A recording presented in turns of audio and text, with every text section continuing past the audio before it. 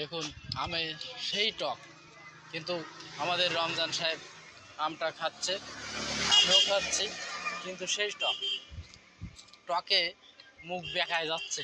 দেখুন এবারে মামু আমার মুখ পুরো বেঁকিয়ে ফেলেছে, একটু একটু করে চাবায় দেখছে কেমন স্বাদ। দেখুন আমিও এক কামড় দিচ্ছি।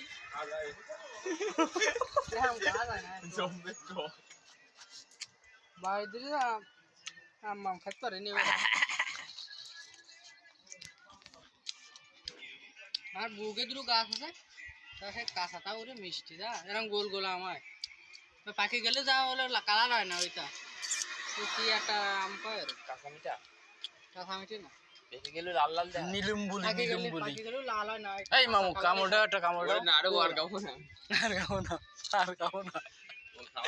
আমি তো লোভ করি একটা কুয়ায় দিয়েছি।